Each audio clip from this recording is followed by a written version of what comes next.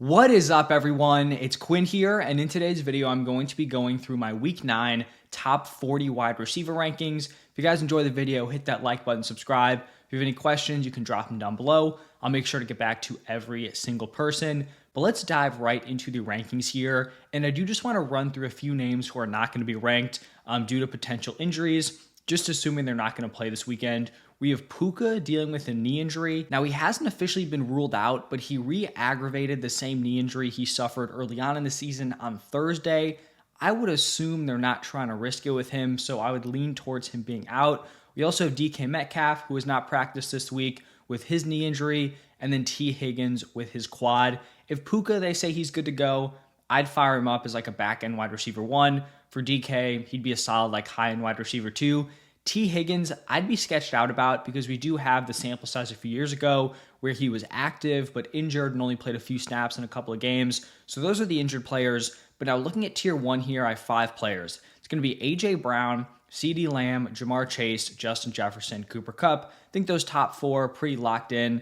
They've been the high-end wide receiver 1s. CeeDee Lamb coming off his best game of the season. And then for Cooper Kupp, I just think not having Puka Nacua is just going to lock him in there as a target hog. So I do like him up in that tier 1 area. And then jumping into tier 2, I'm going to start off with Malik Nabers. It seems like some people are maybe a little bit concerned about him moving forward. Hasn't necessarily had like 2 monster games since coming back from his concussion.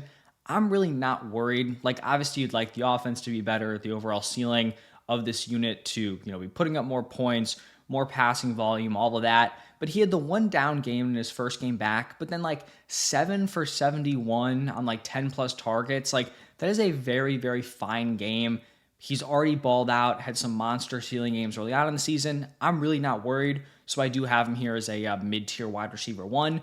For Amon-Ra St. Brown, I did knock him out of tier 1. And it was because the Lions are now the favorites. Now, it seems like that could be, Jordan Love health speculation. If Love does play, it might flip back. If Love is out, that's obviously going to be good for the Lions. But I do feel like Amon-Ra is a much stronger play if it's going to be a trailing game script because the Lions and Amon-Ra are more likely to have that passing volume. Obviously, if they're ahead, they're going to rely on Dave Montgomery, Jahmyr Gibbs to just like pound it out. So for Amon-Ra St. Brown, I still think he's very playable either way, but I would prefer him if Jordan Love was actually playing because I do think we could get more passing volume. After Amon-Ra, going to go with Tyreek Hill going up against the Bills. Had a fine game into his first game back, nothing crazy. Does kind of draw a tough matchup here. The Bills have allowed the 5th fewest points per game to the wide receiver position. After Tyreek Hill, I have Drake London. I kind of feel like he's just settled in here in like the back end wide receiver 1 range. My wide receiver 10 is going to be Terry McLaurin. He's just been ultra consistent over the last 6 games, 13 plus PPR points in all of them. Him and Jane Daniels clearly have the connection. He's being used down the field. He's been super efficient with his opportunities. He's getting into the end zone. Just a very strong play moving forward. And then the final guy in this tier is going to be Chris Olave going up against the Panthers. I'm assuming that Derek Carr is going to be back this week. And I think with Carr back, Rashid Shaheed injured, Chris Olave coming off week 8 where he went 8 for 107. I think Chris Olave is going to be a great play rest of season. The volume should be there. He's now going to have at least competent quarterback play. I like him as a back-end wide receiver 1. Now looking at tier 3, kind of a smaller tier. The first guy is Brian Thomas Jr. Now there's no guarantee he plays this week. He's been limited or was limited Thursday with a chest injury. So we'll see what he logs practice-wise here on Friday. But if he does play, I think he's a nice fringe wide receiver 1. If he's out, would pretty much be fading this entire Jags wide receiver room. I'm not trying to start like a Gabe Davis or a Parker Washington. I just prefer to look elsewhere at that point. After BTJ, we have Devonta Smith going up against the Jaguars. Aside from 1 down game, Devonta Smith has been a great fantasy play. The Jaguars have allowed the 4th most points per game to the wide receiver position. So he's been impressive, strong matchup. I think he's a very nice play. And then someone who I actually talked about as an honorable mention in my early in the week video, it is Josh Downs going up against the Vikings. I believe I specifically said in that video, he's an honorable mention with Anthony Richardson, but if he somehow gets Joe Flacco at quarterback, I'm going to have him ranked recklessly high. I have Josh Downs here as my wide receiver 14. He has been balling out. I mean, honestly, with Flacco and Richardson, Flacco, he's definitely had the more consistent games, but in his last 5 games, he has put up 15 plus PPR points in 4 of those 5. And then you look at this matchup here, the Vikings have allowed the most points per game to the wide receiver position. So Josh Downs has been balling. It's a strong matchup. He's getting Flacco at quarterback. I think he is a very, very strong start this week. Now moving into tier 4, going to start off this tier with Jaden Reed going up against the Lions.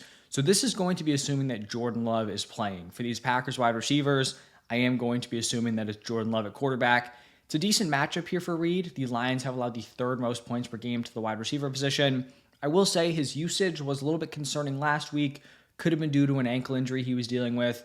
I guess we'll have to wait and see. Definitely kind of cooled off over the past 2 weeks here. If it is Malik Willis at quarterback, I mean, he'd probably be tanking into like the tier 6 area. Once we get there, you can kind of see. But I really would prefer, Love at quarterback. If it's Malik Willis, would not feel great about playing him. After Reed, going to go with Jacoby Myers going up against the Bengals. In his last 4 games, he has put up 21.2, 9.9, 13.2, and 17.2 PPR points. Very consistent volume, 7 plus targets in all 4 of those matchups. I do think he's very playable as a mid-tier wide receiver too, just based on the consistent usage. Then I have Marvin Harrison Jr. going up against the Bears. Was struggling a little bit, had a nice bounce back, 6 for 111 and a touchdown. I don't know if he's going to turn into like this super consistent option all of a sudden, but he definitely does have, some boom games in there moving forward. Then I have DJ Moore going up against the Cardinals. Kind of struggled over his last couple of games. It's a nice matchup here against the Cardinals. They've allowed the 9th most points per game to the wide receiver position. I think he's a fine wide receiver too. Then I have Zay Flowers going up against the Broncos. He has been very boom or bust this season. This is not a matchup I love. They're 8.5-point favorites. Probably going to be a pretty run-heavy game script. They also added Deontay Johnson, who I don't think is going to have a huge role this week, but could potentially eat into the volume moving forward. Definitely more of a volume option in Deontay Johnson. So I think he's a nice wide receiver too this week, but don't know if this is going to be one of those huge boom games just based on the potential game script. Then after Flowers, going with another young wide receiver here, Ladd McConkey going up against the Browns. He was someone who I talked about as a buy low trade target a few weeks ago. He was clearly, effective in his opportunities. He looked like he was starting to break out. It was just the lack of passing volume. He is now finally getting that passing volume. They're letting Justin Herbert go out and rip it. And Ladd McConkey's coming off of a monster game, 6 for 111, 2 touchdowns. It's a favorable matchup. The Browns have allowed the 6th most points per game to the wide receiver position. So Ladd McConkey, I think he's definitely entering like solid weekly start territory. Couple more guys in this tier. We have Jalen Waddle going up against the Bills, 4 for 45 in Tua's return. Nothing crazy, but I'm not going to tank him in the rankings because of one down game with Tua. I think he'll be fine as a wide receiver too. And then the last guy here is Darnell Mooney going up against the Cowboys. He's the wide receiver 23 in points per game, just continues to produce. I think he's nice in like that back end wide receiver 2, fringe wide receiver 2 area. Now moving into tier 5, going to start off this tier with Khalil Shakir going up against the Dolphins. He's just been pretty consistent throughout the entire season, 10 plus PPR points in 6 of his 7 games. I do think it'll be interesting to see what his production looks like once we get Amari Cooper kind of more integrated into this offense. But I think it's also the case that Cooper, Coleman starting to break out is definitely opening some things up for Shakir here. Then I'm going to have Michael Pittman going up against the Vikings. He's had 3 solid games with Flacco at quarterback, 17.3, 14.7, and 12.5 PPR points per game. I do think Josh Downs has looked like the best wide receiver on this offense, but I still think Michael Pittman should be a solid option with Flacco at quarterback. Then I have Courtland Sutton going up against the Ravens. Even though the Broncos are pretty low in their implied point total this week, the Ravens have still allowed the 2nd most points per game to the wide receiver position, so I do think Sutton is playable. Also, Bo Nix coming off his best game of the year. Then I have Xavier Worthy going up against the Buccaneers here. The Chiefs are 3rd in implied points. The Buccaneers are 5th in points per game allowed to the wide receiver position. And Worthy hasn't been amazing over the last couple of weeks, but he has commanded 8 targets in back-to-back games. Hasn't necessarily hit on one of those bombs, over the last couple of weeks, but it's a favorable matchup. I think D-Hop is still kind of going to be working his way into the offense. I don't think he's going to have insane usage here in his 2nd week with the unit. So Worthy, I think he's a wide receiver 3. Then I have JSN. Not a super high ceiling option, but without DK Metcalf, He went 6 for 69. It was definitely just an overall pretty terrible game from this Seahawks offense, but should command a lot of volume if DK Metcalf is out. I just don't think he has a ton of upside week to week. Now, looking at tier 6, kind of an interesting tier here. Really solid mix of different archetypes. We have Romeo Doubs going up against the Lions. Like I talked about with Jaden Reed, assuming Love is playing, Lions third in points per game allowed to the position. In his last 3 games, he has put up 19.9, 17.4, and 10.2 PPR points. Then I have Amari Cooper going up against the Dolphins. He's kind of tough to rank because we just don't know what the usage is. With all these other top wide receivers, wide receiver 1s, wide receiver 2s, you know that they're going to be getting starting wide receiver snaps. You just don't really know that because Amari Cooper hasn't been fully integrated into this offense. So he had better usage than he did in his first week. He had a 63% route participation, but that's still not great, especially when he only commanded 2 targets, on that 63% route participation. So I do think, you'd expect that to increase week after week. But how much of a jump is he going to take from week 2 to week 3? Because that could, depend on if he's a wide receiver 2 or more of a mid to back end wide receiver 3. Right now I have him as a mid-tier wide receiver 3.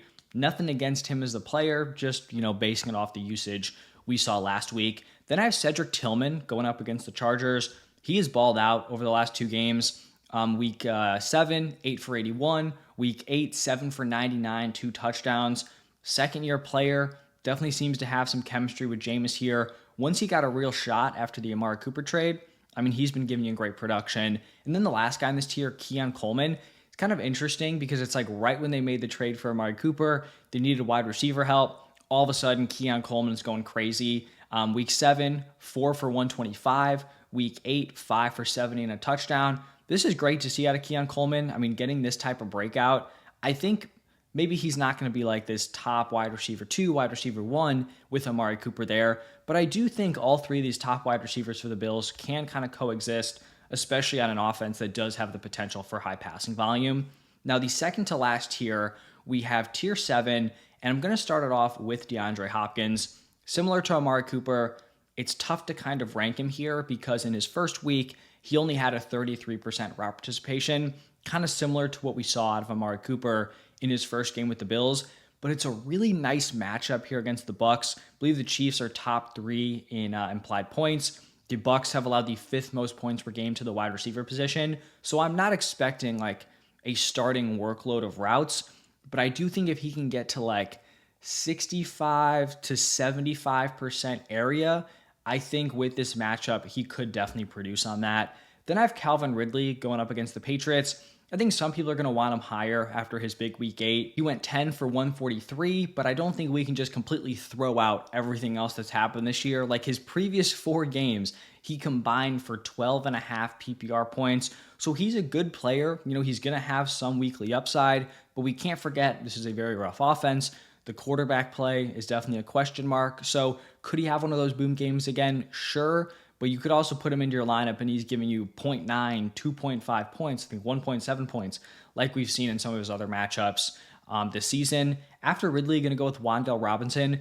Not a super fun play, but I guess he has just a very secure floor, 8+ PPR points in every single game this season. He's never going to give you a monster performance, but if you're just kind of trying to tread water with that roster spot, he's fine. Then I have Tyler Lockett going up against the Rams. Had some decent games earlier on in the season, somewhat playable if DK Metcalf does miss.